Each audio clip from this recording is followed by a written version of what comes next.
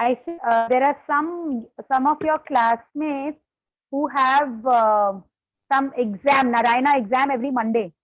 So is it okay if I record the class and send the link to them so that they can see it later on? Are you all okay with it? With your permission, I can record? Yes? Rahul, Anshika, Sadia, Sachi? Yes, ma'am. Okay, okay. So, as I was telling you that when they start talking, both the characters, that is Mr. Lamb and Derry, they realize that both of them are specially able. And then, they start sharing as to what are the problems. Derry has, he's only a lad of 14. He's only 14 years old. So he has not seen the world as much as Mr. Lamb has seen.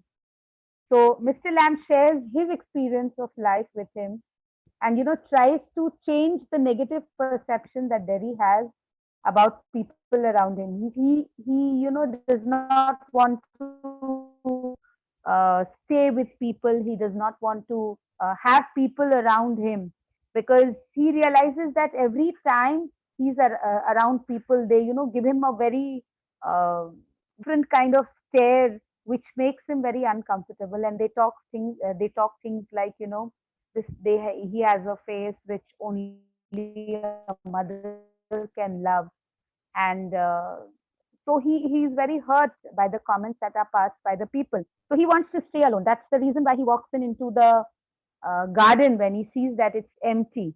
Okay, so they start comparing, and Mr.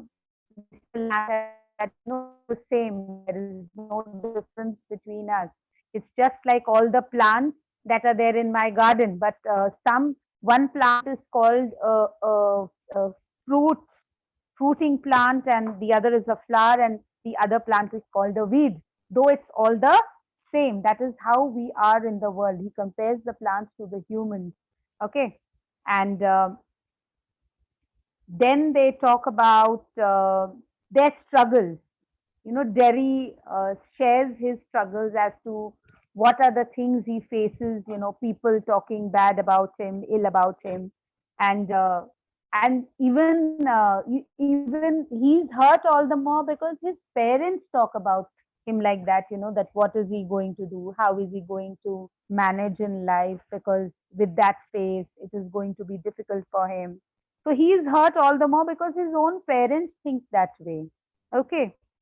And though Mr. Lamb tries to tell him that, he need not worry, he's like any other person. It's just that he has half the face, the rest of him is perfectly all right.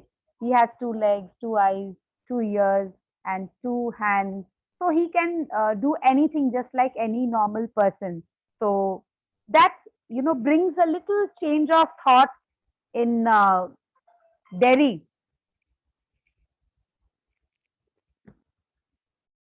So then slowly they start, talking about uh, helping Mr. Lamb to. No, Derry asks about Mr. Lamb's struggle, and he says that what if you climb a ladder and you fall down. So he says that that's okay. I'm okay with it. I mean, uh, I think did we reach that part? Just let me check.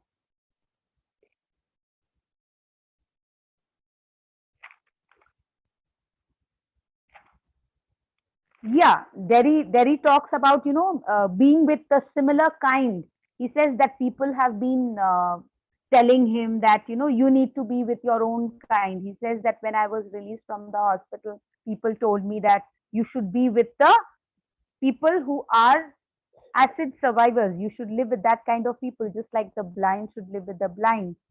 Okay, so again, Mr. Lamb tries to explain things to him that it's not like that. You shouldn't think like that. And then, he tells that, okay, he changed the topic and he says that, what are your struggles? Derry wants to know from Mr. Lamb. So he says that I'm okay, as long as I'm on my own and I can do things on my own. Children call me lame, but I'm okay because I don't mind it at all. It doesn't make a difference to me what name they call me. So then Derry asked that, what if you climb a ladder to, pick those apples to make a jelly? What if you climb a ladder to make a jelly? So he says that it will be all right.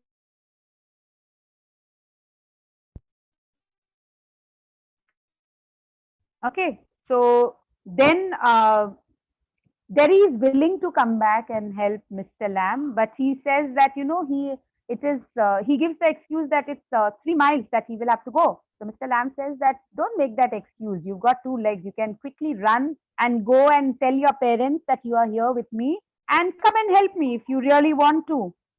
So Derry is not very sure whether his parents would allow him. So still he tells that, okay, uh, the choice is yours, little boy. If you want to come, then you can come. You should not make an excuse that it is 3 miles and my parents will not allow me to come and all that. If you want to come, the choice is yours.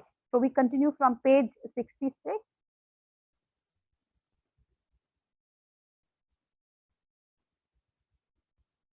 Where is it?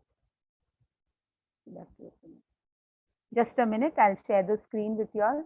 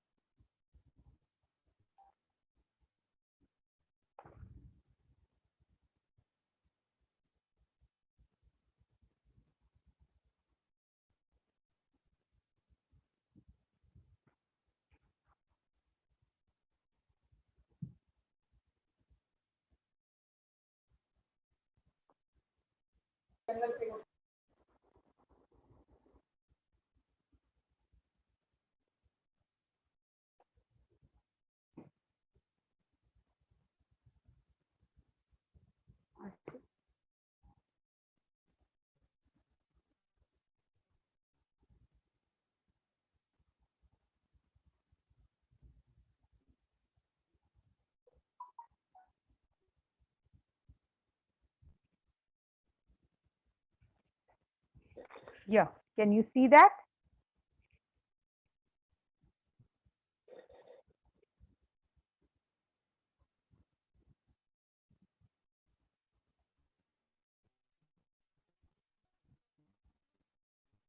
So we were here. So Derry says that, they tell me, just a little bit, I think we need to go back a little. Okay, let's go back here. Go back and tell them. Mr. Lamb says you go back and tell your parents that you are here with me and helping me out.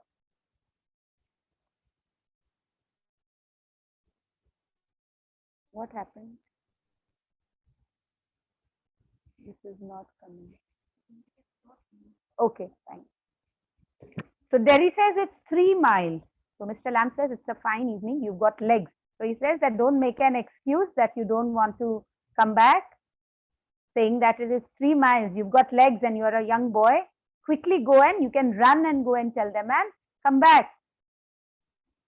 So once I got home, they never let me come back. So again, Derry gives an excuse that, once I'm back home, I'm sure my parents are not going to let me come back. So Mr. Lamb says, once you got home, you'd never let yourself come back. So he says that it's not your parents who are not letting you come back. It is your decision whether you want to come back or not. You don't want to come back. That's the reason you're giving an excuse that your parents will not allow you to do so. So Derry says, you don't know. You don't know what I could do. So Mr. Lamb says, no, only you know that. So he says that Derry is, he's fearing, he's, feeling as if he's being challenged by Mr. Lamb that you can't come back. You don't want to. So he says that you don't know what I can do. So Mr. Lamb says, no, actually, I don't know what you can do because only you know what you can do. Only you know your capabilities better than me. So Derry says, if I choose. So he says that if I want to, I can do a lot of things. So So Mr. Lamb says, ah, right, you're very right. If you choose, I don't know everything, boy. I can't tell you what to do. So he says that, I can't tell you everything. It is you who has to decide because you know what are your capabilities. You know it better. So there he says, they tell me that I can't do anything. So Mr. Lamb says that you don't have to agree to everything. Whatever people tell you, why do you have to agree to everything? I don't know what I want. I want something no one else has got or ever will have, something just mine, like this garden. I don't know what it is. He's very confused. Derry is in a very confused state right now because he's not found anybody who has spoken to him like that, anybody who has encouraged him like that, that you can do anything that you want to and you're like any other person. Nobody has spoken to him like that. So he's finding it, very unusual. And that's why he says he's in a very confused state and he says that, I want something of my own. I want to do something on my own. I want something like this garden, which can belong to me. I don't know what it is. He's very confused. So Mr. Lamb says, you couldn't find out. He says that you have to make an effort to find out, what it exactly it is. So Derry says, but how? So Mr. Lamb says, waiting, watching, listening, sitting here or going there. I'll have to see to the bees. So he says that you can just sit and ponder over, think over, give yourself some time and look around. You will come to know what you want to do and what you want in life. You don't have to listen to what others are telling you. You don't have to let others guide you as to what you can do and what you can't do. Let you yourself find out what you want to do in life. So Derry says, those other people who come here, do they talk to you, ask you things? So he wants to know whether the other people who come into Mr. Lamb's garden, do they talk to him? Do they share just like Derry says? He says, some do, some don't. I ask them, I listen. So he says that, not everybody is as open as you. And there are some people who just want to come and sit here and sit quietly. They don't want to share. So there are some people who share, some who don't. But I try and strike a conversation with them because I like to learn. I like to know more about people. So Derry says, I don't believe in them. I don't think anybody ever comes. You are here all by yourself and miserable, and no one would know if you were alive or dead, and nobody cares. So he says that, I don't believe that people come and talk to you. I think you are lying. You are here all alone. You are just trying to make up a story and tell me that, people come here and they talk to you. But actually, nobody cares about you. Nobody even bothers whether you are dead or alive. So Mr. Lamb says, you think what you please. So he says that you have the right to think what you want to. I cannot force my opinion or I can't force you to think the way I think or I feel or I experience. So he says, you have all the right to think the way you want to think. So Derry says, all right then, tell me some of their names. So Derry wants to cross check whether people actually come there. So he says that, okay, if you really have so many friends who come here and talk to you and share things with you, tell me some of their names. So Mr. Lamb says, what are names? Tom, Dick or Harry? So he gets up. I'm off down to the bees. So he says that, actually names doesn't make a difference. Names actually don't matter to me because it's just a name. How you connect with that person is what is important. So he says, okay, I'm off to see my bees. So Derry says, I think you are daft, crazy. He says, you are actually crazy. You don't want to share with me the names of the friends that you have. So Mr. Lamb says, that's a good excuse. So Derry says, what for? You don't talk sense. So he says that, why are you making that excuse? It seems you are not talking sense. So Mr. Lamb says, good excuse not to come back. So he says that I'm not making an excuse. You are making an excuse not to come back. You are trying to find out whether people actually come back here and talk to me. So you are trying to make an excuse by asking things to me. And you've got a burnt up face. And that's other people's excuse. So he says that, you know, the other people will make an excuse that because this boy is here, we don't want to come. And you are making an excuse that other people will not like it. That's why you don't want to come back. So he says you are making a good excuse. So there he says you are like the others. You like you like to say things like that. If you don't feel sorry for my face, you are frightened of it. And if you are not frightened, you think I'm ugly as a devil.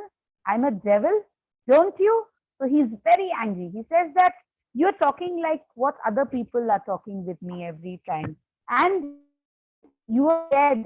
You don't like my face. You're scared of my face. You're frightened of it. And if you are not frightened, then you think me to be an ugly thing. I'm like a devil. Don't you think so that I am a devil? He's very angry. He's very hurt when Mr. Lamb says that you are making an excuse because of your burnt face that people will not like you. People will not want to be around you when you are here.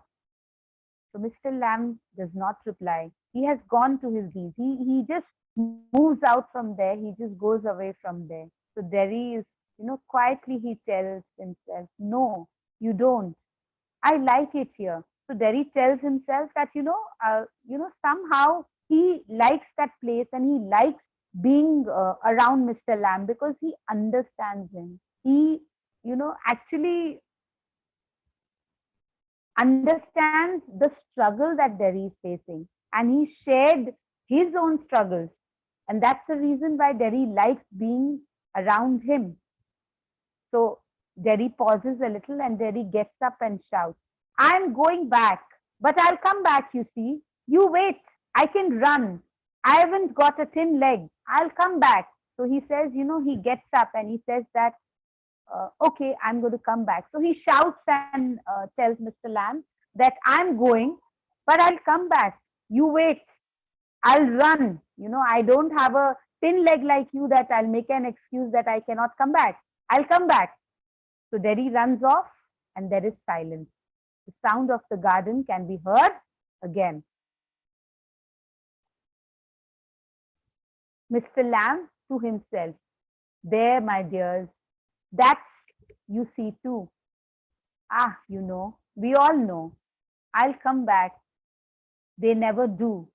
Though not them, never do come back. So Mr. Lamb tells himself, that I have seen so many people who come here and tell me that, they are going to come back, but they never do. None of them come back. They never come back because they just come here for once and they don't like being around Mr.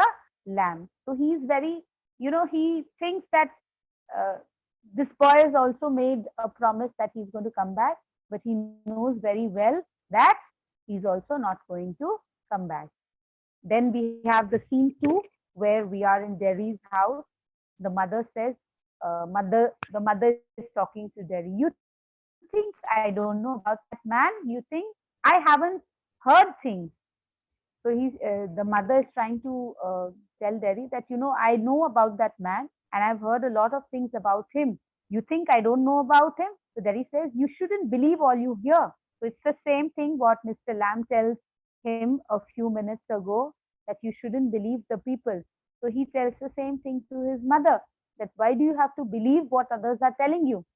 So the mother says, being told, warned. She says that I have been told about that man. I have been warned that he's not a good man.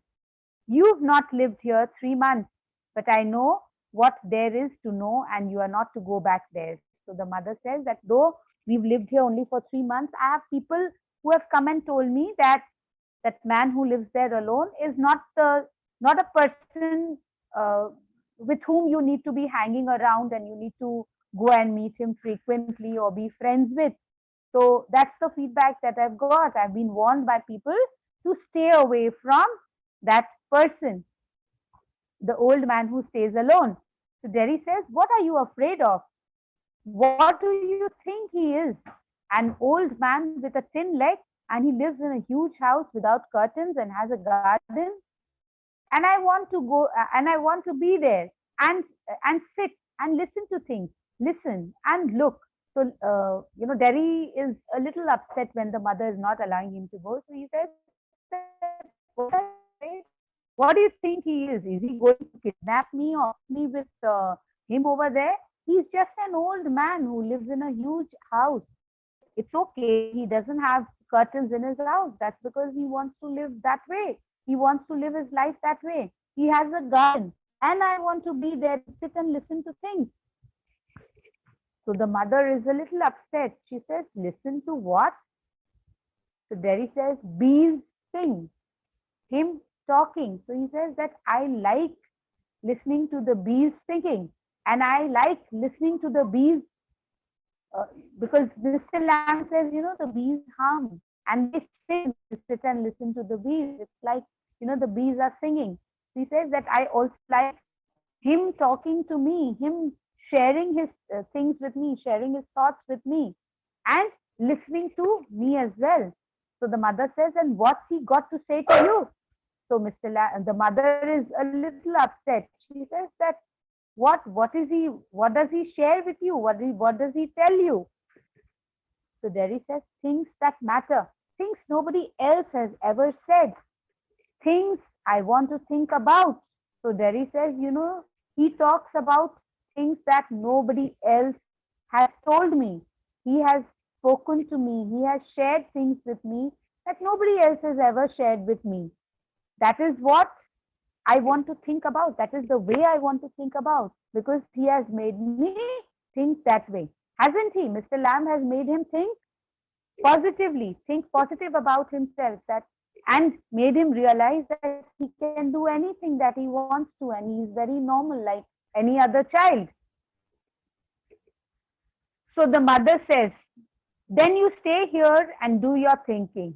You are best off here. So mother is a little upset. So she's not allowing him to go. And she says that, mothers are authoritative. They are like that. They want their commands to be obeyed. So the mother says, you are not going anywhere. You're going to stay here and do all your thinking. Whatever thinking you want to do, you stay here and do your thinking. So Derry is, he gathers all the courage and replies to his mother, I hate it here. He says that I don't like being here. Why is it that he doesn't like being at home? Why does he hate being at home? That's because his parents also talk about him the way the other people do. That is the reason he does not like being at home. He says, I hate it here. I don't like it being at home. The mother says, you can't help the things you say. I forgive you. So it's born to make you feel bad things and say them. I don't blame you. So the mother says that, it's okay even if you say that. I know you can't help it, but I forgive you for saying that you don't like being at home.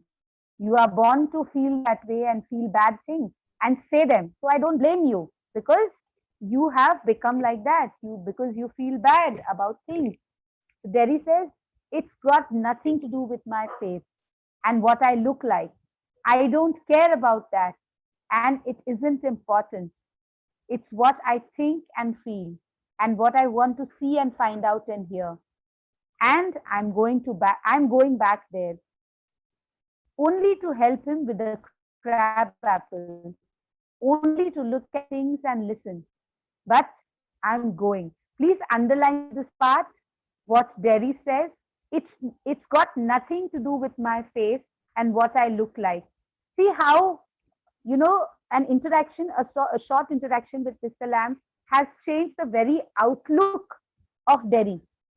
He's the boy who had come into the garden, who was, so hesitant to talk and so hesitant to share about his feelings. He is more worried about the way he looks and what people think about him. His thought process is completely changed. He says that it's got nothing to do with my face and what I look like. He says that I'm not bothered about it. I don't care about it, and it isn't important at all. It's not about my looks. But what is important is that what I think and what I feel and what I want to see and find out and hear. This is also an important line. I hope you've underlined the till here. I'm going back. It's what I think and feel and what I want to see and find out and hear. Till here. Please underline it till here. So he says that it's not important that uh, it's not nothing to do with my face, but what is important is what I think, what I feel, what I want to see, and what I want to find out. I want to explore the world. I want to see things for myself. But you are not allowing me to do that. So I want to go and do that. I want to go and help him. I want to go and look at things and listen. So he says that I am going. So mother says, you stop here. So she becomes a little stern this time and she commands, you are going to stop here. You're not going to go anywhere. So Derry says, oh no, because if I don't go back there, I'll never go anywhere in this world again. This is also an important line. Please underline this. So he says that, oh no, what you are saying, I'm not going to obey you this time. Because if I don't go there, I'll never go anywhere in this world again. He says that I've been able to gather this courage to go against people, gather this courage to go and see the world for myself. And today, if I stop myself, today, if I don't allow myself to go back there, I am never going to go anywhere in the world again. I will never be able to do it again because today I've gathered all my courage, and I want to go back and go against people and do what I want to do and not what people have been telling me to do. Okay. So he says that I've gathered all the courage and I want to go today because today, if I don't go, I will never be able to go anywhere in the world again. I will not be able to do anything in this world again. So the door slams angrily. Derry shuts the door behind him and he starts running back to the garden. And he's panting as he runs on his way. And I want the world. I want it. I want it. See how positive the little boy becomes, with just that one conversation that he's had with Mr. Lamb. He says that I want the world. I want to conquer the world.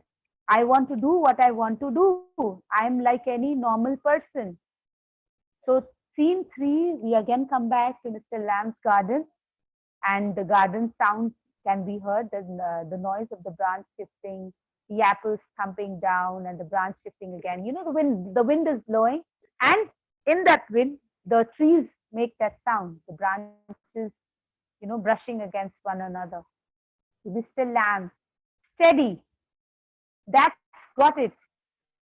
That's it. More apples fall. And again, that's it. And a creak, a crash, the ladder falls back. Mr. Lamb with it. A thump. A branch swishes back, creaks, then silence. Derry opens the garden gate, still panting. So even before Derry comes in there, Mr. Lamb is still trying to pluck the apples. So he tries to steady himself and he's trying to pluck the apple, trying to stretch a little bit and trying to pluck that apple. And that's why he says, that's got it. That's it. But what happens? The ladder falls, it crashes. And along with the ladder falls Mr. Lamb. He falls down on the floor. Derry, you see, I came back. You said I won't. And they said, but I came back. I wanted to. So Derry is very excited, he's happy that, he's made that decision of coming back. For once, he has, listened to his heart, his conscience, what he wanted to do. So he's very happy and excited. He comes back excitedly and he says, you see, can you see, Mr. Lamb? I'm back. I've come back. You said I won't come back, but I have kept my promise and I've come back. That's because I wanted to come back. He stops dead. There is silence. Mr. Lamb, Mr. He runs through the grass and stops and kneels. Mr. Lamb, it's all right. You fell. I'm here. Mr. Lamb, it's all right. But there is silence. I came back, Lemmy Lame. I did come back. Jerry begins to weep. So Mr. Lamb has fallen down and he's hurt himself on the head and he dies. And Jerry weeps for him because he has brought about that transformation in Derry to make himself, he's made that transformation in Derry. And now he started thinking on his own. He started taking decisions on his own, what he wanted to do rather than listening to what others have to tell him and being guided by others. So we come to the end of the play and I want you all to unmute yourself. And if you have any issues, if any problems you have, you can quickly ask. Anybody has any problem? Anything that you want me to explain again? Have you understood the chapter? Yes? Has everyone understood? Seen one last paragraph. Last, which one? Can you just tell me, read out that one? Just scene one, just before scene two, last line. Okay. First line. There, my dears, that one, that Mr. Lamb speaks? Yes, teacher. To himself. Okay, Mr. Lamb says to himself, he speaks to himself, there, my dears, that's you seen too. We all know. I'll come back. They never do though. Not them. Never come back. So Mr. Lamb is actually talking to himself. He says that there, my dear, you have you seem to be made up your mind that you will come back. But I know that you will not, because that's how every person that who comes into my garden, they promise me that they are going to come back. We all know that. Everybody knows that they promise, but they never come back. That is what he is telling himself, that you have also made a promise to me that you are going to come back, but they never come back. Never do they come back. That's what he is telling to himself, that I have to tell myself. He's actually trying to comfort himself by telling that everybody makes that same promise, when they talk to me, just like Derry has done, but none of them ever come back to him. Okay? Any other line that you want me to explain? Yes, teacher, I understand. Okay. Any other thing? Girls?